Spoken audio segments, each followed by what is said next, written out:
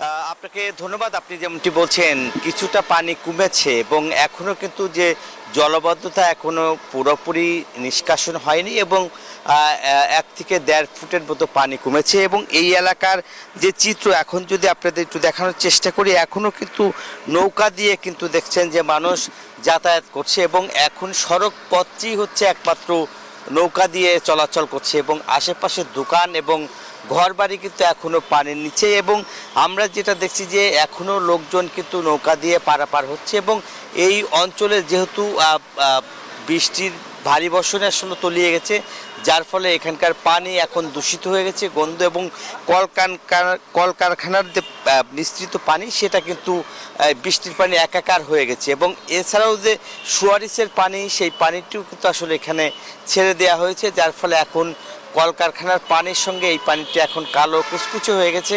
একই সঙ্গে এখানকার যে বিশুদ্ধ পানির অভাব এবং এখানে যারা রয়েছে এবং চকি দিয়ে বা একে বিভিন্ন উঁচু জায়গায় যারা রয়েছেন সেখানে কিন্তু আসলে লোকজন কিন্তু অনেকেই ক্ষতিগ্রস্ত হয়েছে এবং আমরা যদি একটু আসলে এখানকার যারা রয়েছে তাদের সাথে একটু কথা বলার চেষ্টা করব যে আপনারা এই যে পানির মধ্যে যাতায়াত করছেন কি অসুবিধা হচ্ছে আপনাদের? আমাদের অনেক অসুবিধা, মালামাল নিয়ে যাইতে অনেক অসুবিধা হয়।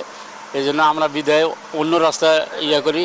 এই রাস্তায় চলাচল একদম অযোগ্য হয়ে গেছে। এখন পানি যতদিন পর্যন্ত নিষ্কাশন না হয় ততদিন পর্যন্ত আমাদের চলার অনেক অসুবিধা।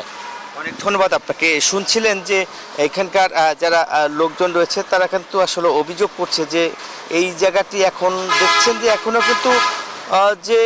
এখনও কিন্তু যে পানি পুরাপুরি নামে নেই এবং প্রশাসনের পক্ষ থেকে কিন্তু পানি নিষ্কাশনের যে ব্যবস্থা করা হয়েছে তবে সেটি এখনও পুরাপুরি তারা করতে পারেনি বলে অভিযোগ রয়েছে। এই ছিল আমার কাছে সাভারের শ্রীপুরের হাসান কলোনির জলাবদ্ধতার সর্বশেষ খবর। একই খবর জানতে আমার আর এক সহকর্মী রয়েছে গঙ্গাচড়া, সেখানে রয়েছে সুজন, যাচ্ছি সুজনের কাছে।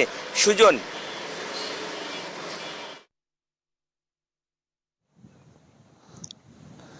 ধন্যবাদ নাজমুল। আপনি যেমনটা বলছিলেন আমি দাঁড়িয়ে রয়েছি রংপুর গঙ্গাচড়া এবং লালমনিরহাট একদম সীমানা, শেষ সীমানা রয়েছি। আপনাদের যদি আমি ক্যামেরার চোখে দেখাই, এই বাঁধটি কিন্তু গত 3 মাস আগে কিন্তু বাঁধটি তৈরি করা হয়, তীরক্ষা বাঁধ। সেই তীরক্ষা বাঁধ কিন্তু এখন উজানের পানির ঢলে এবং তীব্র স্রোতের কারণে কিন্তু এই বাঁধটি ধসে পড়ে যায়। এই বাঁধটি ধসে পড়ে যাওয়ার কারণে কিন্তু এই এলাকায় প্রায় 1500 পরিবার বসবাস করেন এবং আরেকটি বিষয় হচ্ছে 2টি সরকারি প্রাথমিক বিদ্যালয় এবং একটি উচ্চ বিদ্যালয় রয়েছে।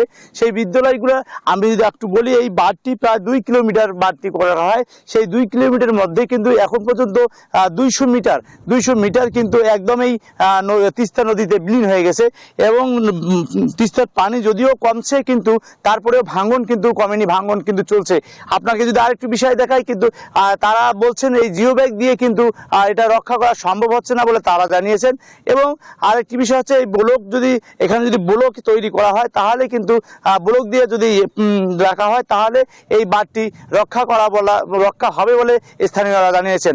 আরেকটি বিষয় পানি উন্নয়ন বোর্ড বলছেন, তারা বলছেন পানি কমার পরেই কিন্তু আমরা এই বাঁধটি কাজ করার সম্ভাবনা রয়েছে বলে তারা জানিয়েছেন। এই ছিল রংপুরের গঙ্গাচড়া থেকে সর্বশেষ তথ্য। ফিরে যাচ্ছি স্টুডিওতে। মেঘলা। Bashundhara public school and college 2026 শিক্ষাবর্ষে ভর্তি চলছে।